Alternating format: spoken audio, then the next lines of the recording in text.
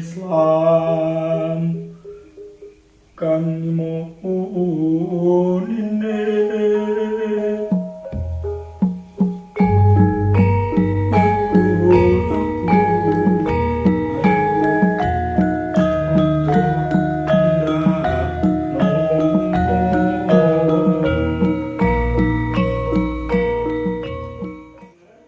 Assalamualaikum warahmatullahi wabarakatuh. Jumpa lagi di sini di pelajaran pendidikan agama Islam kelas 3.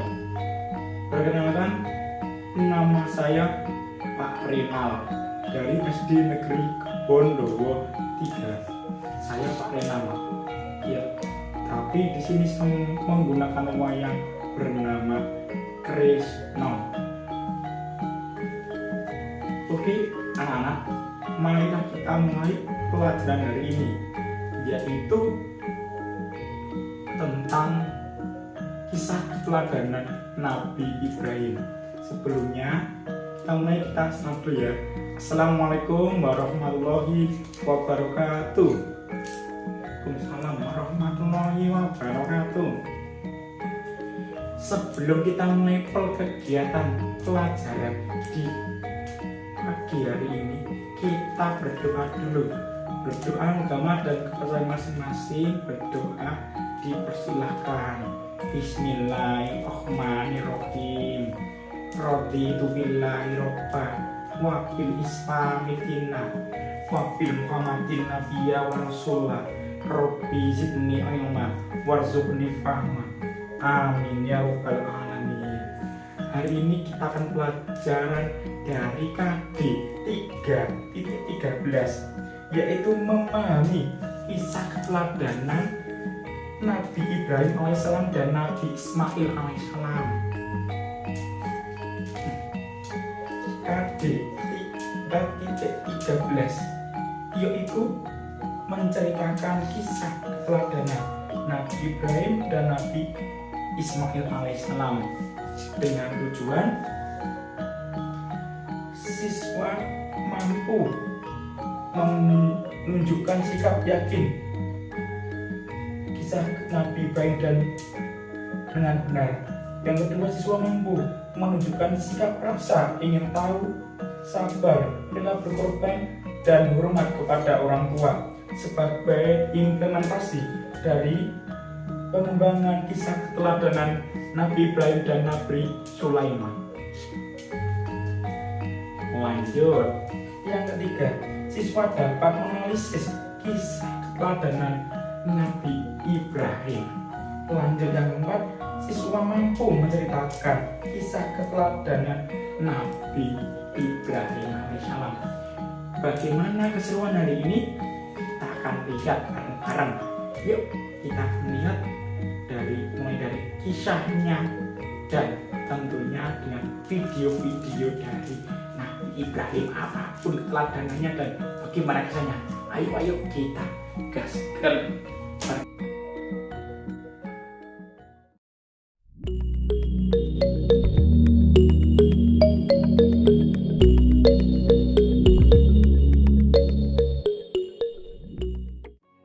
Assalamualaikum warahmatullahi wabarakatuh. Bagaimana kabar kalian hari ini anak-anak? Mudah-mudahan selalu sehat walafiat. Amin. Mari kita awali pertemuan hari ini dengan membaca basmalah bersama-sama. Bismillahirrahmanirrahim. Hari ini kita akan belajar pelajaran 12, yaitu kisah keteladanan Nabi Ibrahim dan Nabi Ismail alaihissalam. Tujuan pembelajaran kita hari ini: 1. Meyakini kebenaran kisah Nabi Ibrahim dan Nabi Ismail alaihissalam. Yang kedua, menyebutkan sikap terpuji yang dimiliki oleh Nabi Ibrahim dan Nabi Ismail alaihissalam. Yang ketiga, meneladani sikap dari Nabi Ibrahim dan Nabi Ismail alaihissalam dalam kehidupan sehari-hari. Pelajaran kita yang pertama adalah kisah keteladanan Nabi Ibrahim alaihissalam. Nabi Ibrahim alaihissalam lahir di Babilonia atau Irak anak-anak. Ayahnya bernama Azar bin Nahur. Kala itu Babilonia dipimpin oleh seorang raja yang sangat zalim, yaitu Raja Namrud bin Kan'an bin Kus. Babilonia adalah negeri yang kaya, rakyatnya hidup makmur, tetapi mereka tidak mengenal Allah Subhanahu wa Ta'ala. Penduduk Babilonia justru menyembah patung atau berhala yang mereka buat sendiri anak-anak. Anak Nabi Ibrahim alaihissalam. Nabi Ibrahim mempunyai dua orang anak yang bernama Ismail dan Ishak anak-anak. Mereka saudara berbeda ibu. Oleh karena itu Nabi Ibrahim dikenal sebagai bapak para nabi. Kehidupan Nabi Ibrahim alaihissalam. Sejak kecil Nabi Ibrahim hidup di lingkungan kemusyrikan. Musyrik artinya orang-orang yang tidak mau untuk menyembah Allah anak-anak, melainkan yang mereka sembah adalah berhala atau patung yang mereka buat sendiri. Ayah Ibrahim yaitu Azar menyuruh beliau untuk menjual patung-patung tersebut. Atas bimbingan dari Allah Subhanahu wa Ta'ala, Nabi Ibrahim alaihissalam dapat menolaknya dengan cara halus anak-anak. Beliau meyakini hanya Allah yang wajib dia sembah, sedangkan patung hanya buatan manusia yang bisa rusak kapan saja. Nabi Ibrahim mencari Tuhan yang sebenarnya. Ketika malam tiba, beliau melihat bintang. Dia sempat berpikir bahwa bintang itu adalah Tuhan. Ketika bintang tenggelam, beliau berkata, "Saya tidak suka kepada yang tenggelam." Ketika melihat bulan, beliau mengira itu Tuhannya. Ketika bulan menghilang, beliau berkata, "Sesungguhnya jika Tuhanku tidak memberi petunjuk kepadaku, pastilah aku termasuk orang yang sesat." Ketika beliau melihat matahari terbit, beliau mengira matahari adalah Tuhannya. Namun ketika matahari sudah terbenam, beliau berkata, "Hai kaumku, sesungguhnya aku berlepas diri dari apa yang engkau persekutukan." Dari kejadian itu, kemudian Nabi Ibrahim alaihissalam beriman atau yakin bahwa Tuhannya adalah Allah Subhanahu wa Ta'ala yang telah menciptakan langit beserta isinya. Nabi Ibrahim menyaksikan kekuasaan Allah Subhanahu wa Ta'ala. Suatu hari Nabi Ibrahim ingin melihat kekuasaan Allah secara langsung sambil berdoa, anak-anak, "Ya Allah, perlihatkanlah kepadaku bagaimana engkau menghidupkan makhluk yang sudah mati." Keinginan itu dikabulkan. Kemudian Allah Subhanahu wa Ta'ala menyuruh Nabi Ibrahim alaihissalam menangkap 4 ekor burung. Setiap burung diberi tanda. Selanjutnya burung itu dicincang. Bagian-bagiannya dicampur satu sama lain. Potongan tubuh ke-4 burung itu dibawa, lalu diletakkan di puncak 4 buah bukit. Ke-4 bukit itu letaknya berjauhan satu sama lain. Kemudian Allah Subhanahu wa Ta'ala memerintahkan kepada Nabi Ibrahim alaihissalam untuk memanggil burung-burung itu. Dengan izin Allah Subhanahu wa Ta'ala, burung-burung itu hidup kembali. Semuanya utuh seperti sedia kala. Allah Maha Kuasa, menghidupkan yang mati sangatlah mudah baginya. Nabi Ibrahim alaihissalam telah melihatnya sendiri. Hatinya makin mantap, keyakinannya makin kuat, dan keimanannya makin hebat. Kejadian ini terdapat di dalam Al-Quran surat Al-Baqarah ayat 260 anak-anak.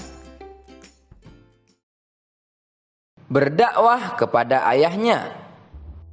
Ayah Nabi Ibrahim yaitu Azar tidak hanya pembuat patung anak-anak, tetapi dia juga menyembah patung itu.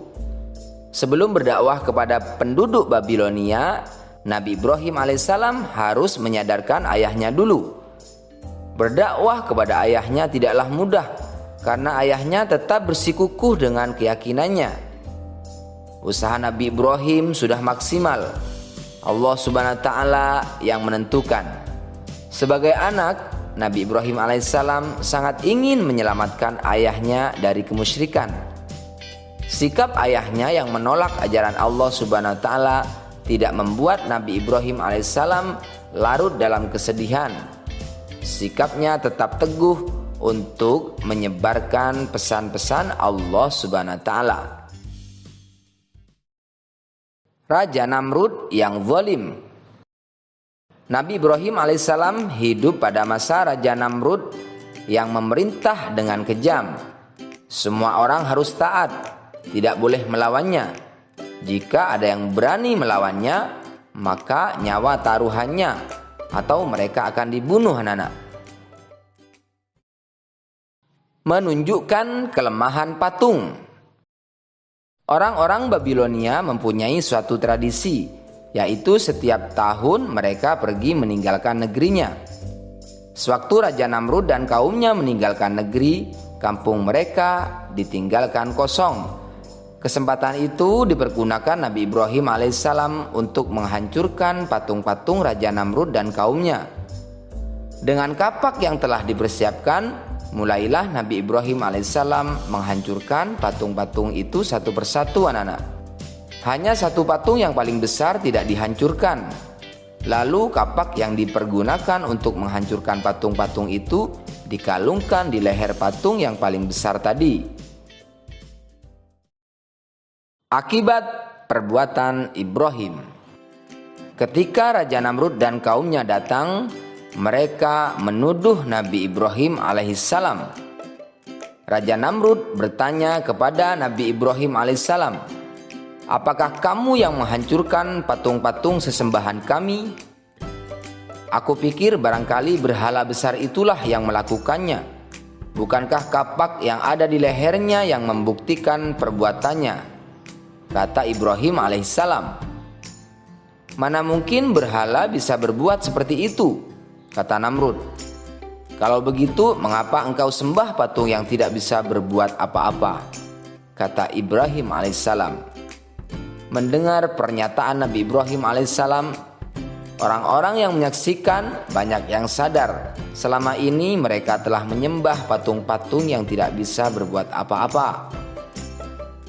Raja Namrud akhirnya marah dan memutuskan bahwa Nabi Ibrahim alaihissalam harus dibunuh dengan cara dibakar hidup-hidup. Api menjalar mendekati Nabi Ibrahim alaihissalam, akan tetapi ia tetap tenang. Hatinya bertawakal atau pasrah kepada Allah Subhanahu wa taala. Ia yakin Allah Subhanahu wa taala tak akan membiarkannya terbakar. Ketika api menyala makin besar, Raja Namrud dan pengikutnya tertawa riang. Mereka menyangka bahwa Nabi Ibrahim telah hancur menjadi abu. Akan tetapi betapa terkejutnya mereka melihat keajaiban yang tidak disangka-sangka. Setelah api padam, Nabi Ibrahim alaihissalam tiba-tiba berjalan keluar dari puing-puing pembakaran api dengan selamat tanpa luka sedikit pun. Allah Subhanahu wa taala menunjukkan kekuasaan dan kasih sayangnya kepada Nabi Ibrahim alaihissalam dan kaumnya. Sikap yang harus kita contoh dari kisah keteladanan Nabi Ibrahim alaihissalam adalah kita harus berani untuk melakukan kebaikan. Contohnya, apabila kita melihat sendiri teman kita sedang mengambil barang milik teman yang lain, maka kita harus berani melaporkan kejadian itu kepada Bapak Ibu guru. Semoga kita semua dapat mempraktikkan sikap berani melakukan kebaikan. Amin. Demikian pembelajaran kita hari ini. Mari kita akhiri dengan bacaan hamdalah bersama-sama. Alhamdulillahi Rabbil Alamin. Mudah-mudahan bermanfaat. Pak Guru akhiri. Assalamualaikum warahmatullahi wabarakatuh.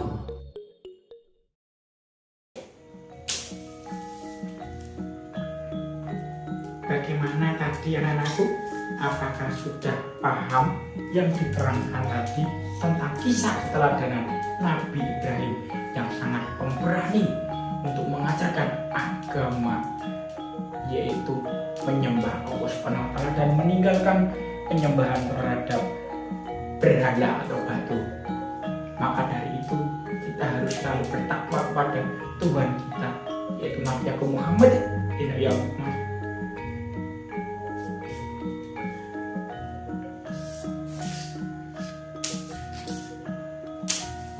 Bagaimana anak-anakku semuanya? Apakah sudah paham tentang materi tadi, keteladanan Nabi Ibrahim alaihissalam? Semoga kita dapat memanfaatkan dari kisah-kisah beliau yang berani sekali untuk menumpas dari berhala-berhala atau kemusyrikan kita yang hidup pada tahun ini, di hari ini adalah zaman yang sangat era sekali dan tentunya sangat sulit. Ayo kita tingkatkan ibadah dan amalan-amalannya. Oke, sekian, kita jumpa lagi bersama Krishna dan Krishna yang lain. Oke, selamat jumpa lagi. Wassalamualaikum warahmatullahi wabarakatuh.